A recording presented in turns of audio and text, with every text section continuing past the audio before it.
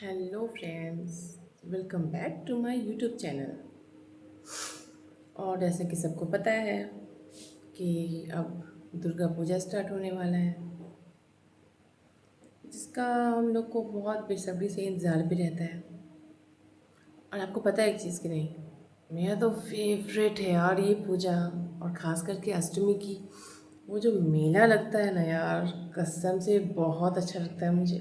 मुझे तो पता है, मुझे तो एकदम इंतज़ार रहता है यार कि कब मेले में जाओ, खूब मस्ती करो सच में।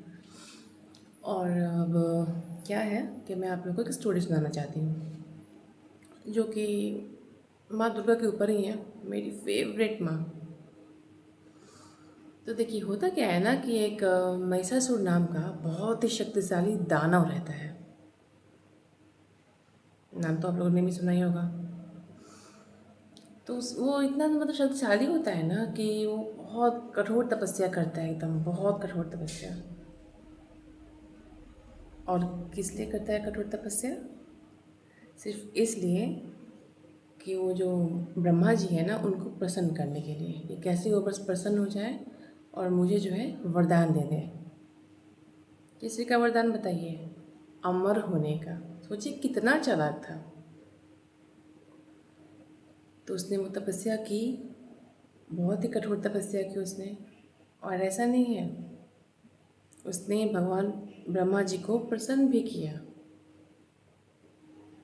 और वो उसे दर्शन भी दिए, प्रसन्न होकर उससे। और होता क्या है कि दर्शन दिए तो उसने झट से उनसे वरदान मांग लिया। और आपको पता है वरदान में उसने क्या मांगा? वरदान में उसने ये मांगा कि आप मुझे वरदान दीजिए ब्रह्मा जी, कि मैं हमेशा अमर रहूं। तो उन्होंने कहा कि देखो, मैं तुम्हें अमर रहने का वरदान तो दे नहीं सकता हूँ, तुम कुछ और मांग लो। तो वो इतना चालाक था कि उसने कहा कि ठीक है, आप मुझे ऐसा वरदान दीजिए कि मैं ना ही किसी मनुष्य से, ना ही किसी देवता से, ना कोई दैत्य से, ना कोई जानवर से मर सकूं।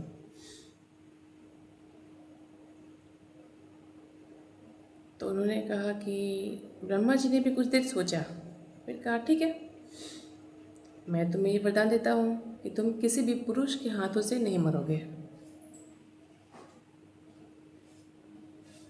बट उसे पता क्या क्या लग रहा था? अरे स्त्री क्या है, स्त्री तो अबला नारी है, वो मुझे क्या ही पराजित करेगी, वो तो खुद ही निर्बल रहती है, अबला नारी होती है। बट उसे ना उनकी शक्ति का अंदाज़ा ही नहीं था, हम स्त्रियों की शक्ति का। तो फिर उसने कहा कि ठीक है, तो वो ये वरदान देकर उसे चले गए वहाँ से। फिर होता क्या है कि वो बस घमंड में इतना मतलब नहीं होता है, अभिमान उसको बहुत ज़्यादा हो गया था। अरे मैं तो बहुत शक्तिशाली हूँ, मुझे तो अब वरदान भी मिल गया, मैं कुछ भी कर सकता हूँ। तो उसी चलते उसने क्या किया कि उसने स्वर्गलोक पर आक्रमण कर दिया और वहाँ से देवताओं को उसने वहाँ से पराजित करके वहाँ से भगा दिया और खुद वहाँ पर अपना साम्राज्य स्थापित किया। वहाँ पे अधिकार से रहने लगा स्वर्गलोक में। और ये बेचारे देवता लोग परेशान होकर, विचलित होकर एकदम गए भगवान शंकर जी के पास, भगवान विष्णु जी के पास, उनसे मदद मांगने के लिए। हे प्रभु, हमारी मदद कीजिए। उसने हमें वहाँ से भी निष्कासित करके निकाल दिया वहाँ से। मतलब सोचिए कि उसका इतना आतंक फैल गया था। भगवान लोग बहुत ही परेशान थे, फिर भी उन लोगों की मदद की। और फिर सभी देवताओं ने मिलकर अपनी शक्तियों के संयोग से माँ दुर्गा का मतलब माँ दुर्गा को अवतरित किया, उनकी उत्पत्ति हुई। उसके बाद माँ दुर्गा उस महिषासुर से लड़ने के लिए अपनी सेना को संगठित किया उन्होंने।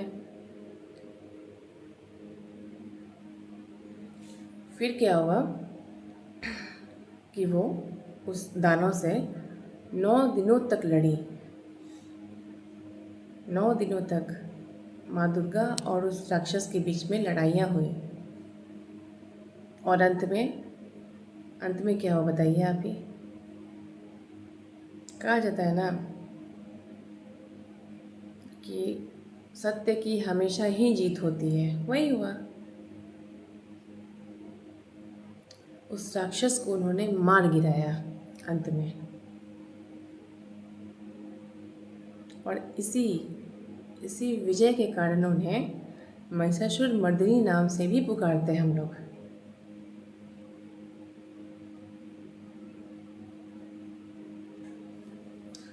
और वही है कि इसी घटना की स्मृति में नवरात्रि और दुर्गा पूजा का आयोजन किया जाता है। और हम लोग अपनी माँ दुर्गा को पूजते हैं, उनकी आराधना करते हैं, उनके 9 रूपों की आराधना करते हैं, पूजते हैं उन्हें। सोचिए कि स्त्रियों में कितनी शक्ति होती है, लेकिन कोई स्त्रियाँ ये समझ ही नहीं पाती हैं।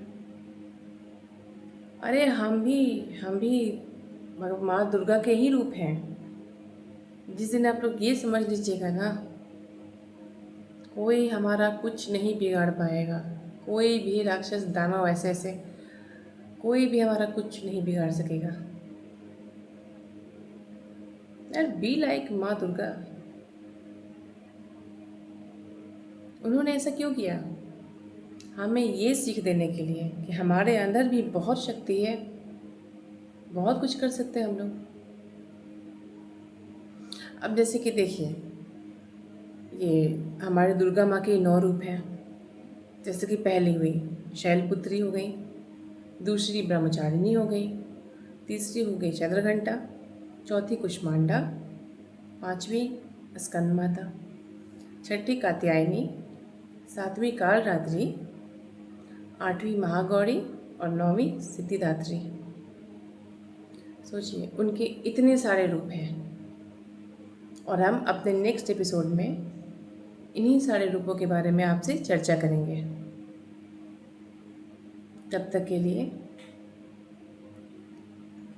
बाय। और हाँ, हमारे चैनल को आप लोग सब्सक्राइब कर लीजिए ताकि मैं इतने अच्छे अच्छे वीडियोस जो भी हैं आप तक पहुंचा सकूं। और कमेंट सेक्शन में जाके जय माता दी लिखना प्लीज़ मत भूलिएगा। लाइक कीजिए, शेयर कीजिए जितना भी हो सके। मैं भी चाहती हूँ कि मेरी भी स्टोरी सब कोई सुने और अच्छा भी लगेगा आप लोगों को। और बस लाइक कीजिए और हमारे कमेंट सेक्शन में जय माता दी लिखना मत भूलिएगा। और माता रानी आपके और आपके परिवार की हमेशा रक्षा करें। जय माता दी। मिलते हैं अपने नेक्स्ट एपिसोड में। तब तक के लिए अपना ख्याल रखिए।